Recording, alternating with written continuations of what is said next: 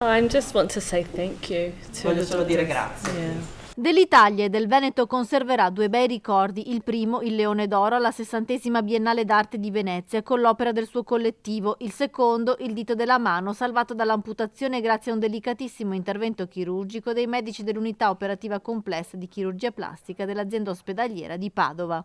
Lei è Irina Araper Baker, artista neozelandese del collettivo Matao. Domenica 14 aprile, mentre stava installando la sua opera a Venezia con altre 3 connazionali, si è procurata lo sguantamento del quarto dito della mano.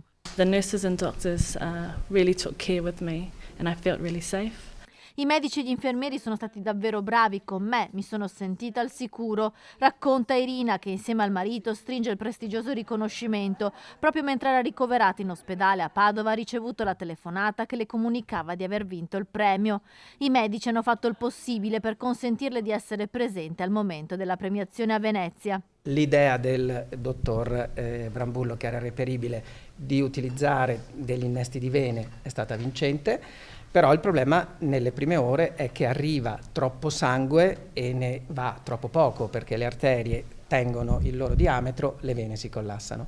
Quindi in questi interventi ci facciamo sempre aiutare anche dalle sanguisughe, perché si deve trovare nei primi 3 o 4 giorni l'equilibrio tra il sangue che arriva e il sangue che va via. I chirurghi plastici padovani hanno eseguito un reimpianto del pezzo del dito mediante innesti di vene prelevate dall'avambraccio e messe a ponte per creare sia l'afflusso arterioso che venoso. L'intervento è durato 6 ore. E siamo stati fortunati. Devo dire che lei si è comportata come una paziente ideale, quindi ha seguito tutte le indicazioni, è stata molto brava durante questi lunghi giorni di ricovero, perché immaginatevi una paziente che è in sospeso come noi per vedere, nonostante le terapie mediche e quant'altro, se il dito va bene oppure no, eppure lei non manca di ottimismo, come vedete, è sempre molto sorridente, positiva, e questo aiuta. Irina è stata dimessa e tornerà in Nuova Zelanda, dove farà dei controlli. La completa guarigione è prevista entro un mese.